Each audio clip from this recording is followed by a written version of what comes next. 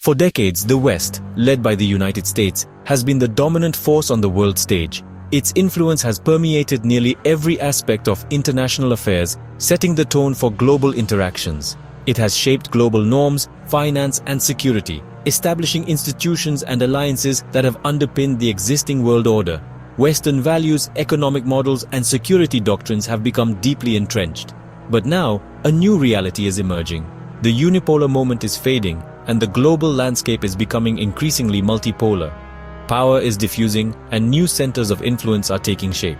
Could Russia, India, and China, three vast and influential nations, form a bloc strong enough to challenge Western dominance?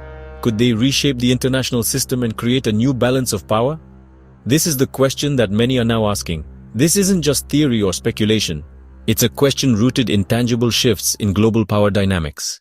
Geopolitical shifts and growing economic ties between these nations are creating new opportunities for collaboration and partnership.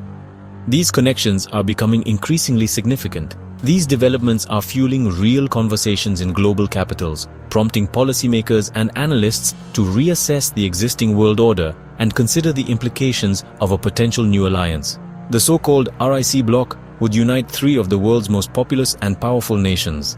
Together, they represent over a third of the world's population, a massive demographic force with significant implications for global markets and political influence.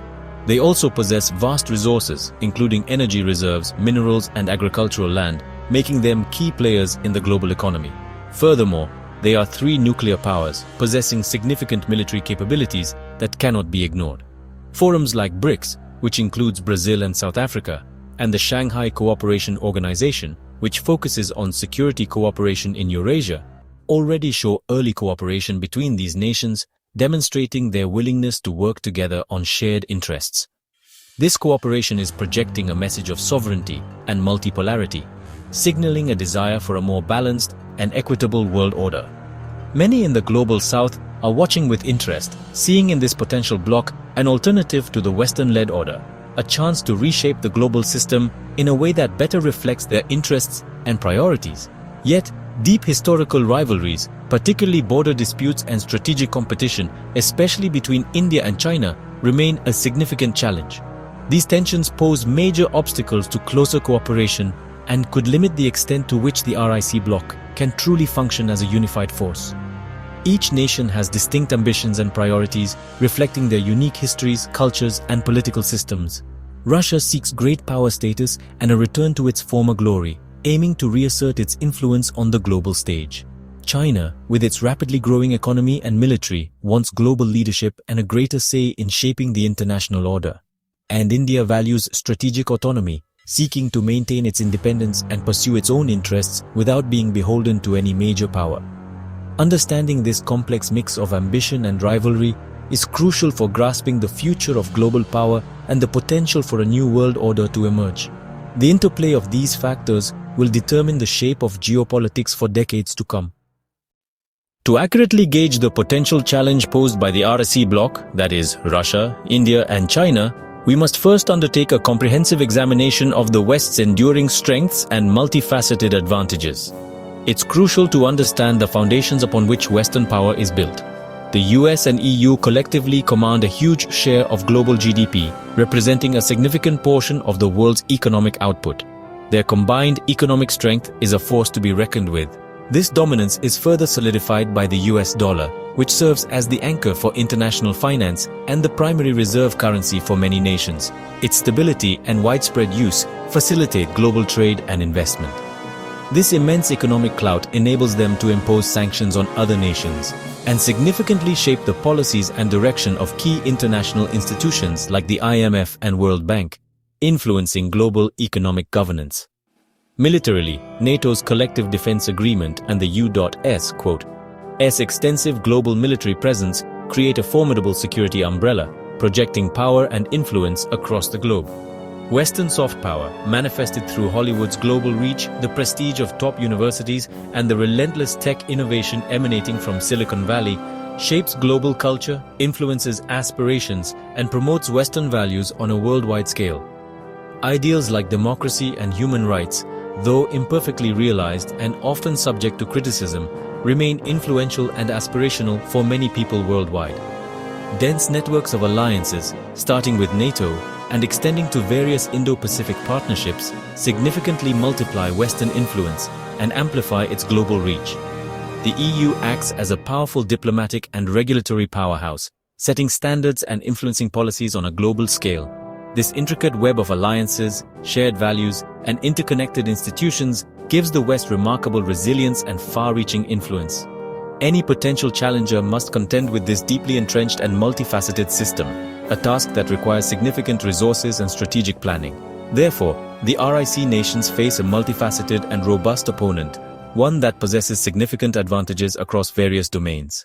Each RIC nation is a giant with unique strengths. China, the world's most populous country, a manufacturing powerhouse, and the second largest economy. India, a fast-growing democracy with a young population, booming IT sector, and strategic location in the Indian Ocean.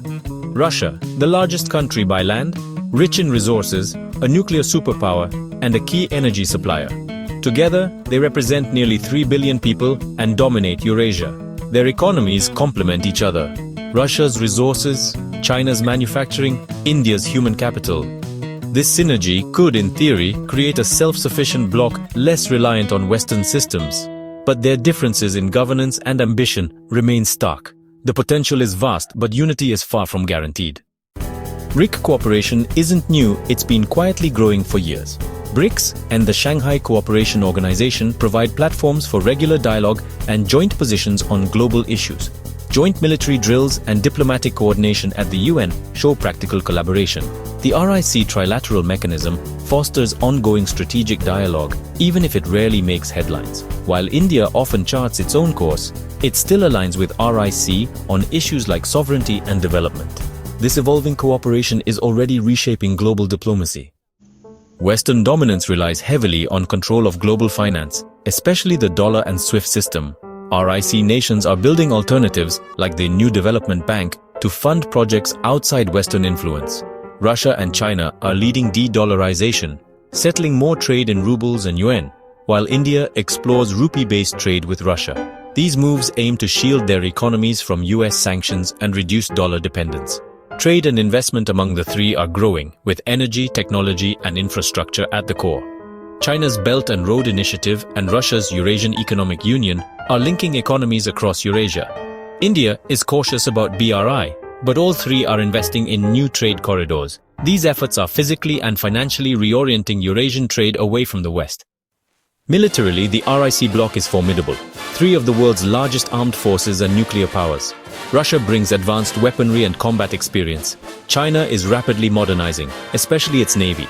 India excels in mountain warfare and is upgrading its forces. Joint military exercises, especially between Russia and China, are growing in scale and complexity.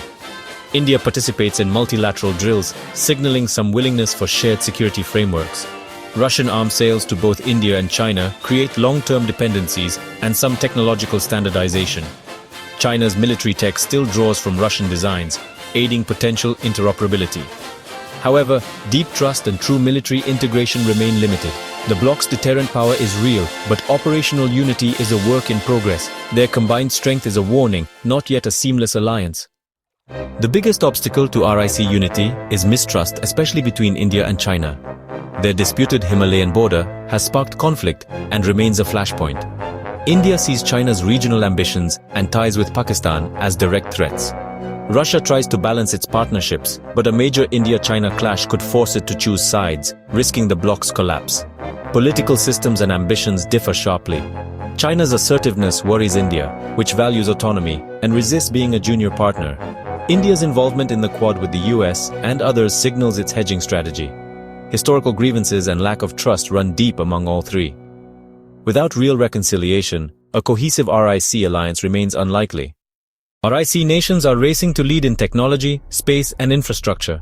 China's Made in China 2025 targets dominance in AI robotics, and 5G India excels in IT and fintech. Russia's legacy in space and China's lunar ambitions are matched by India's cost-effective missions. Russia and China plan a joint lunar base, directly challenging US-led efforts. Infrastructure is central China's Belt and Road. Russia's Arctic routes and new pipelines are redrawing trade maps. energy ties are deepening with massive pipelines and joint investments. All three are investing in renewables, aiming for energy security and technological independence. These efforts are about more than economics, they're about strategic autonomy from the West. In the ever-shifting landscape of global power, new alliances and partnerships are constantly being forged. Among these, the Russia-India-China (RIC) bloc has emerged as a significant player.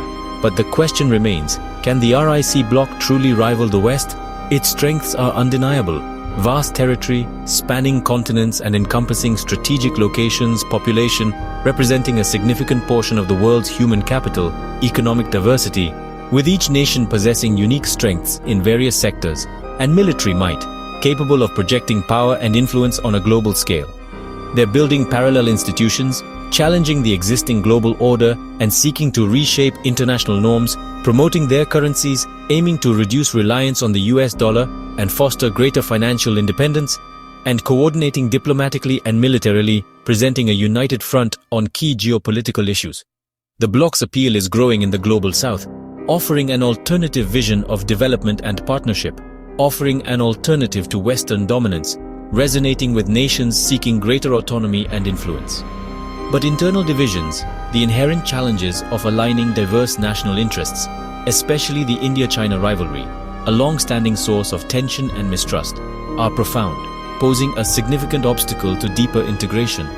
India's strategic autonomy, its commitment to non-alignment and independent decision-making, and ties with the West, its growing partnerships with Western powers, limit the bloc's cohesion, hindering its ability to act as a unified force. The RIC is best seen as an alignment of convenience, a pragmatic partnership driven by shared interests, not a formal alliance, lacking the deep institutional structures and binding commitments of a traditional alliance. It can challenge the West on specific issues, offering alternative perspectives and approaches to global challenges, and create alternative platforms, providing avenues for cooperation and dialogue outside of Western-dominated institutions. But to truly rival the West's integrated system, its network of alliances, institutions and shared values, the RIC would need historic reconciliation, a fundamental shift in relations, especially between India and China, resolving their border disputes and building genuine trust. For now, the bloc is a powerful what-if, a potential force that could reshape the global order, shaping global geopolitics, influencing international relations and challenging existing power dynamics, but falling short of a unified counterweight, lacking the internal cohesion and shared vision to truly rival the West. The world is no longer unipolar, with the United States as the sole superpower, but a cohesive RIC bloc remains a distant possibility, its future uncertain and dependent on overcoming internal divisions and forging a common purpose.